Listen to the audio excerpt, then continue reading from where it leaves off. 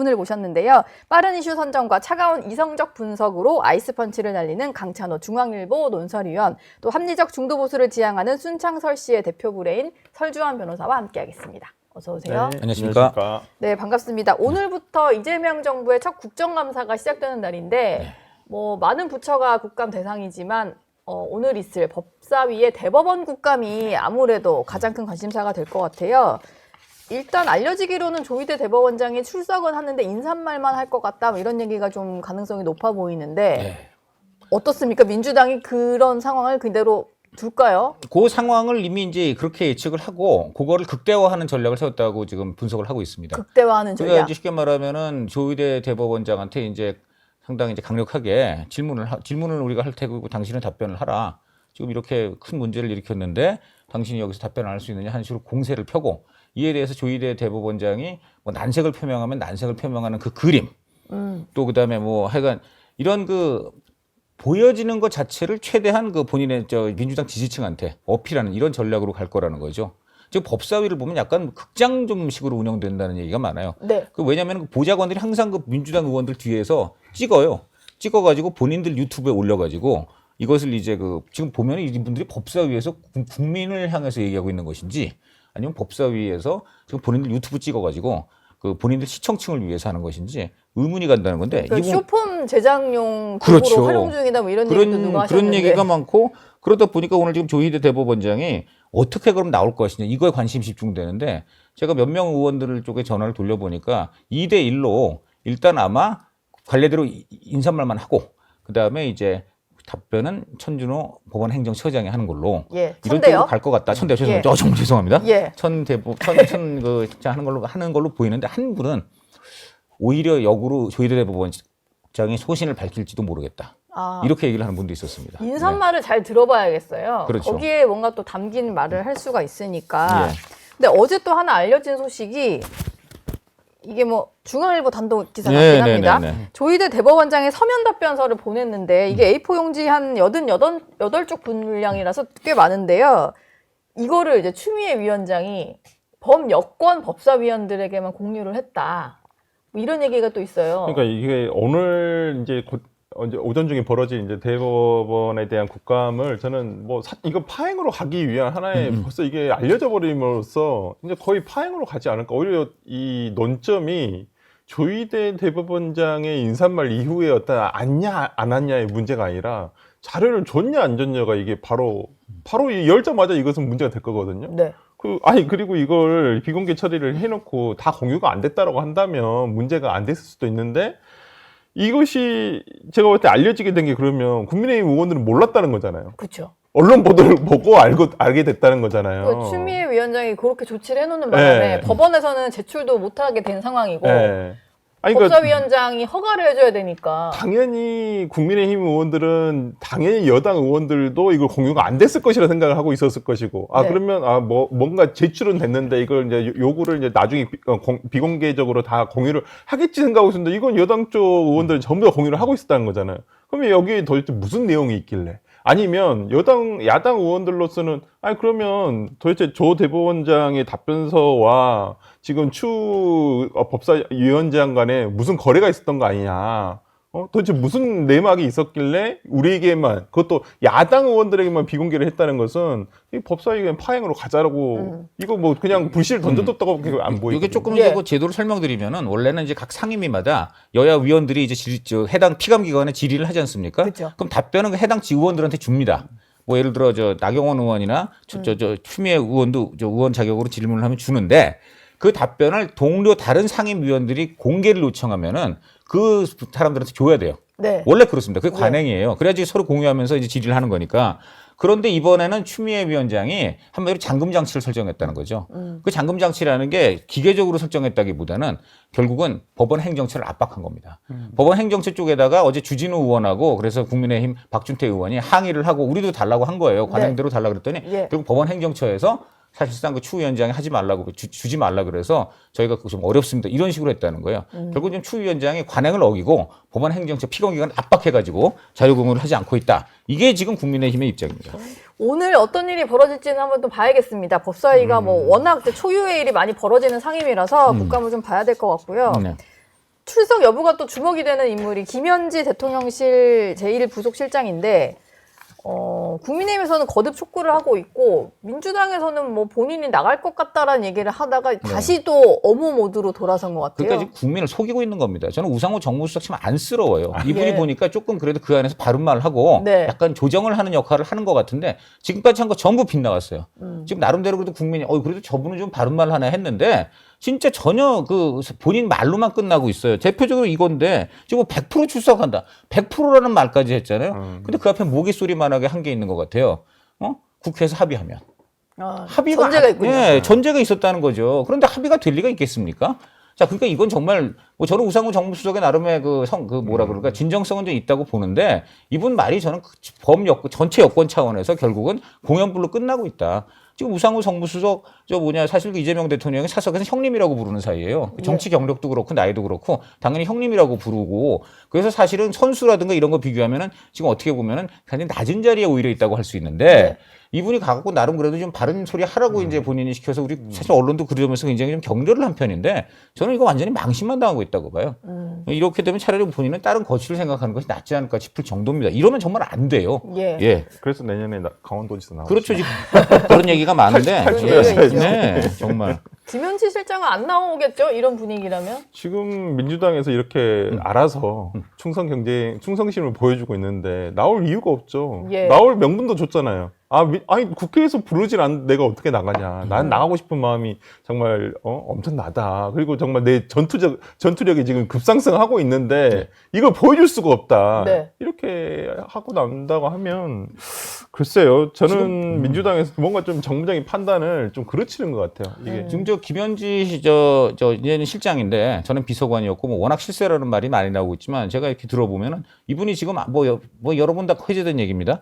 지금 총리라든가 비서실장 인선도 다 본인이 영향을 미쳤다는 거잖아요. 초반에 그렇죠. 인사수석이 김민석 없었으니까요. 그렇죠. 그렇게 하더라도 비서관이 말이죠. 이렇게까지 하고 또 광선우 여성가족부 장관 후보자한테는 본인이 통보했다는 거 아니에요. 이제 금방 물러나시라고. 예, 이건 그런 딴 데도 얘기가 아니고 있었죠. 한겨레 신문에서 이렇게 보도를 한 겁니다. 네. 자, 이러니까 이 정도 도대체 그럼 어떻게 어느 비서관이 세상에 이런 힘을 발휘하느냐 이런 얘기가 나오고 있잖아요. 그런데 제가 또 이렇게 국회 쪽 얘기를 들어보니까 심지어는 김민석 의원실의 보좌진이라든가 또 강훈식 비서실장도 의원인데 그 의원실의 보좌진들 보통 이렇게 자기가 모시는 의원이 출세하면 거길 따라갑니다. 그러지 않겠어요? 예. 그런데 거기 보좌진들도 못 갔다는 거예요, 처음에. 지금 막 뒤늦게 가고 이런다는데 그 왜 그러냐? 다 그 김현지 비서관이 본인의 인맥이라든가 본인 위주로 다 이렇게 인사를 하면서 이것이 한마디로 비서실장이나 총리의 그 측근들조차도 입성이 어렵다. 이런 얘기가 나올 정도입니다. 현역 의원직을 내려놓고 실장으로 간 강훈식 의원실 직원들도 초반에는 이제 진입을 못했군요. 그렇군요. 그런 얘기가 나올 정도입니다. 그런 얘기가 있었군요. 정말 대단한 파워다. 그러니까 저도 우상호 정무수석도 한 명 데려간 걸로 알고 있거든요. 우상호 정무수석도. 그러니까 저도 이제 누군가한테 이제 우상호 정무수석과 좀 같이 이렇게 연이 있는 친구한테 뭐 같이 어제 대통령실 한번 가보는 거 어떻겠냐. 사석에서 만났는데 거기도 한 명 데려갔다고. 갈 수가 없다는 거예요. 이런 얘기가 자꾸 더해지고 국감도 출석을 하기 직전에 막 보직을 바꾸질 않는 이런 게 반복이 되니까 진짜 실세인가 보다 이게 좀 느껴지는 것 같아요. 민주당이 저는 이해할 수 없는 발언이 뭐냐면 잘못한 게 없는데 뭘 나와서 얘기를 하느냐. 예. 잘못한 거 있고 없고는 국민들이 물어보겠다는 거잖아요. 국회의원이 그걸 대신해서. 그렇죠. 잘못한지 안 한지는 국민들이 판단할 문제인데 나와서 얘기하면 물어보고 대답하면 되는 거잖아요. 그리고 모든 기관에요. 그 기관의 장도 나오지만 그 장을 모시고 있는 비서진이 다 나옵니다. 뭐 외교부 국감하면은 외교부 차관, 외교부 국장 다 나오잖아요. 네. 그 사람들이 뭐 잘못했다고 나옵니까? 당연히 나와서 관련 질문에 대한 답변도 도움도 줘야 되고 필수적으로 나와야 나오는 거예요. 근데 지금 논리를 아주 이상하게 갖고 있어요. 그냥 저는 솔직히 말해서 대통령 최측근이고 저희가 그냥 내보내고 싶지 않다라고 얘기하면 오히려 이해가 빠를 것 같습니다. 네. 어제 또 고위 당정이 열렸는데 이른바 우상호 수석의 속도와 온도차 발언 이후에 또 열린 고위 당정대다 보니까 어떤 모습이 좀 펼쳐질까 했는데 뭐 한 번도 이게 그렇다고 해서 표정에 드러난 적은 없는 것 같고 어제도 예상했던 대로 화기애애한 모습만 이제 연출이 좀 됐어요. 그리고 박수현 수석 대변인 같은 경우는 정청래 대표가 자기 정치를 하고 있다는 건 오해다 뭐 이런 장문의 글까지 좀 올렸던데 자꾸 아니라고 할수록 그러니까요. 또 뭔가 있나?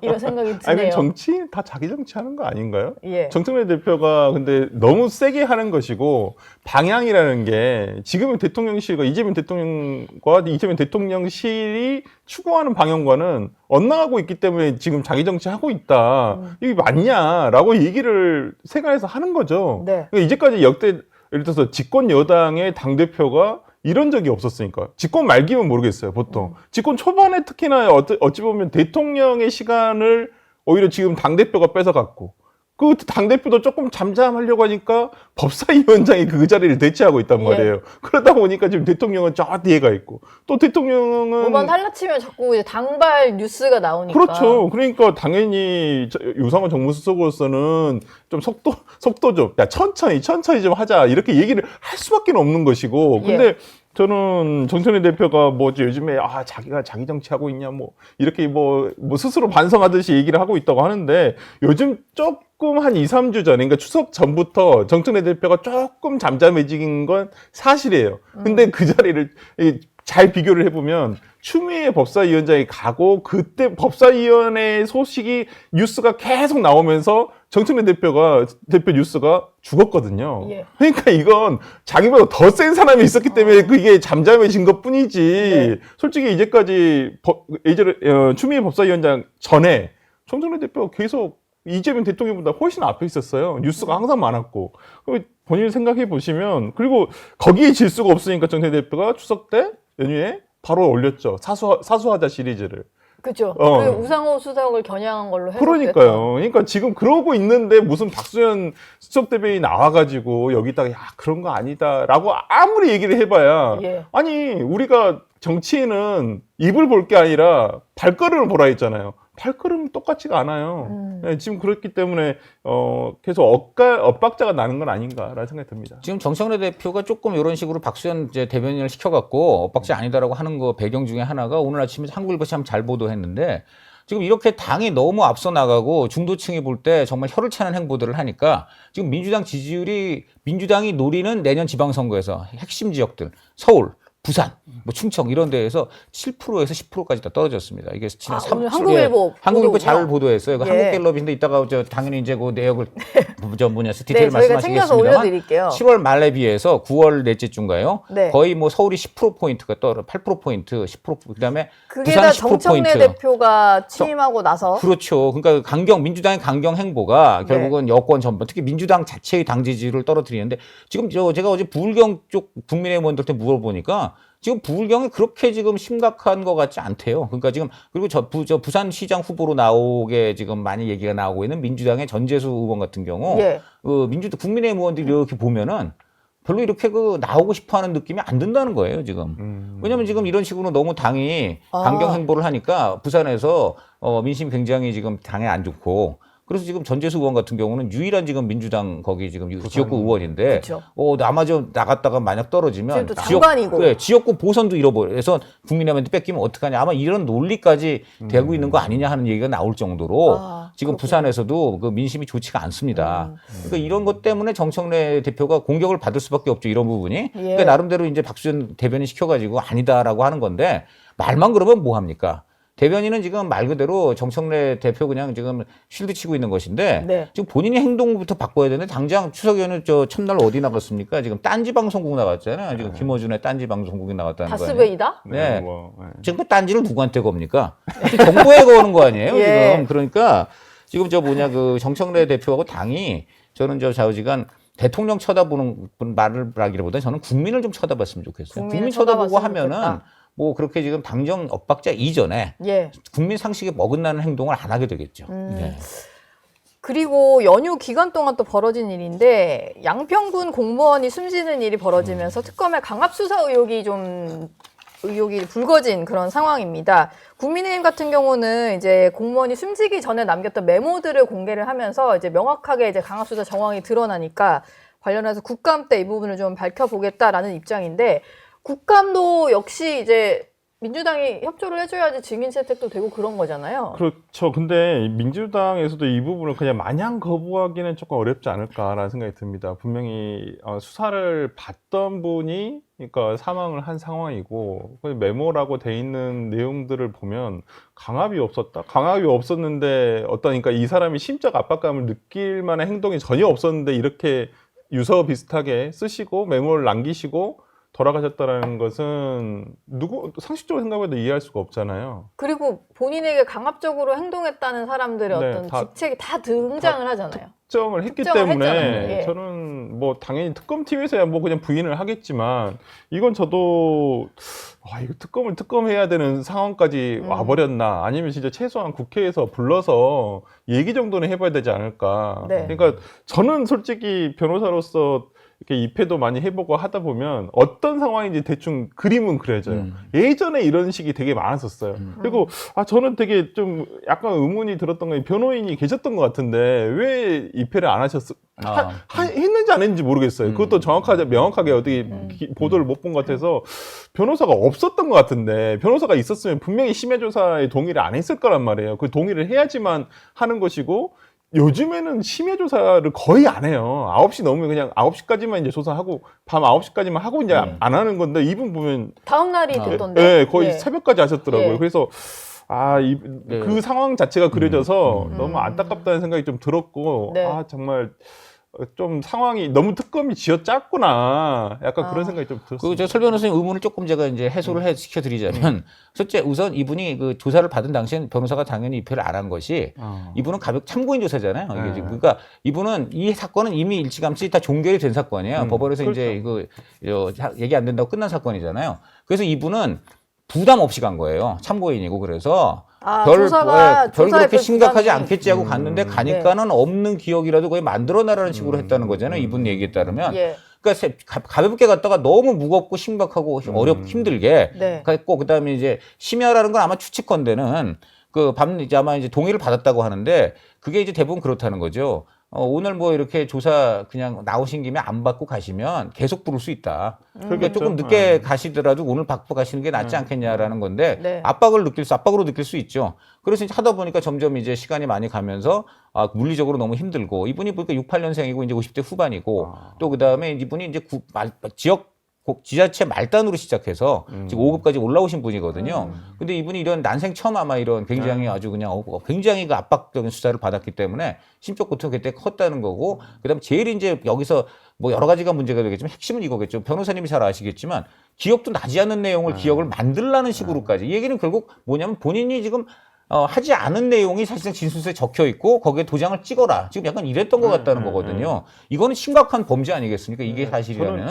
덕직폭행 부분이라고 생각을 하거든요. 네. 덕직폭행 치사까지는 하여튼 뭐 인과관계는 그렇게 좀 정하기는 어렵겠지만은 네. 거기에 이를 만큼의 그러니까 범죄에 이를 만큼의 강압 수사가 아니었나라는 생각이 좀 들어서 되게 좀 이걸 진짜 이 기사를 처음 접했을 때 너무 마음이 아팠던 게 그 상황 자체도 그려지고 이분이 그럴 수밖에 없었던 그러니까 왜 그러셨을까 너무 안타깝더라고 진짜로. 안타깝다. 예. 그리고 한 가지 더 말씀드리면 이분이 지금 이 문제의 이제 내용을 밝힌 거는 메모인데 메모죠. 이 메모 말고는 유서가 따로 있다는 얘기가 예. 있어요. 그리고 무려 그게 20장에 달한다는 네. 거죠. 그런데 이것을 지금 이분이 네. 혼자 사시는 분이에요. 이분이 혼자 사시는 분이어가지고 가족이 직계 가족은 없고 형하고 누님이 있다고 합니다.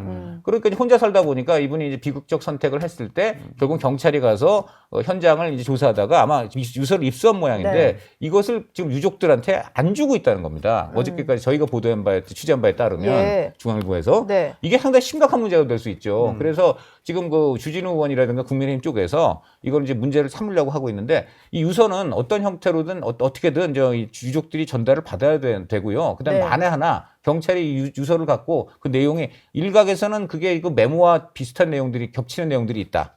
아니면 그 메모보다 더 이제 자세한 내가 어떻게 힘들었나가 적혀 있는 내용이 있다. 이런 얘기도 있습니다.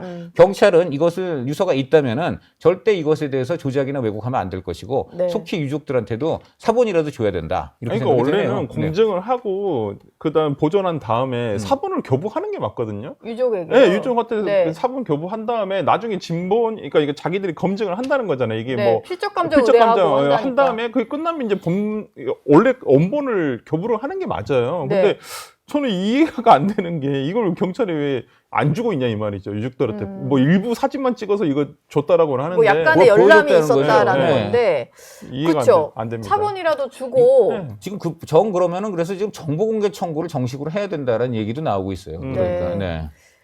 이 부분에 대해서도 뭐 국민의힘이 정치 공세를 한다라는 게 민주당의 어떤 주장인 것 같기는 한데 밝혀져야죠, 그래도. 아니 이 이거는 과정이. 그러니까 이것을 정쟁의 대상으로 삼는다라 그러는데 오히려 예. 이것을 은폐하고 조작하면 진짜 정쟁이 되는 겁니다. 네. 그러니까 이것은 일단은 이거는 이래요. 이거는 어떤 두 양당은 일단 빠지고요. 일단 좌우지간 객관적으로 진상 규명을 해야 되겠죠. 경찰이 근데 문제는 이거죠.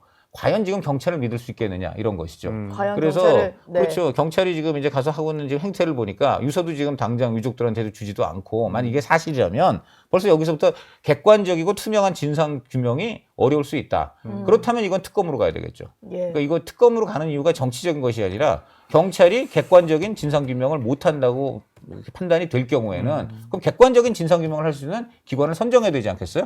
그것에 대해서만큼은 그때는 정치권들이 합의를 봐야 된다 이렇게 봅니다. 네. 그러면은 이게 유서나 이제 메모에 담긴 내용 자체가 어떤 본인이 이제 수사기관에서 특검에 가서 했던 네. 진술 자체가 사실과 달랐다라는 부분이잖아요. 이건 증거로서 채택하기가 굉장히 어려워지죠. 이게, 예, 그쵸. 돌아가신 분이 있지만은 그 상황이라든지 유서의 내용, 그다음에 이런 메모의 내용으로 봤을 때는 본인이 자의에 의해서 했다라고 하지 않고 있잖아요. 부인하고 스스로 부인을 하고 네. 있잖아요. 그 기억에 없는 말을 했다라고 네. 하는 거 보면 저는 그건 증거. 근데 저는 채택이 이게 어렵다. 옛날 50 때 고문을 해갖고 보통 이런 식으로 그 진술을 조작을 해서 만드는데 지금 그 50과 고문을 가장 비판하면서 지금 성립하는 정권들이 민주당 정권인데 아니 지금 당장 네. 민주당에서 얘기를 하는 게 연어 네. 매기면서 회유해서 진술 받았다라는 얘기를 하는데 지금 네. 똑같은 뭐 이건 거의 같은 이거는 상황이 연어 보이는 정도가 거예요. 아니고 거기는 예. 그래도 뭐 먹거리라도 주면서 회유를 한 거지요. 이거는 뭡니까? 완전히 그냥 엄청나게 협박을 해서 예, 그건 너무 아니라는데 지금 계속 뭔가 있는 것처럼 이건 하는 거고. 회유도 진짜 이게 협박이고. 한 네.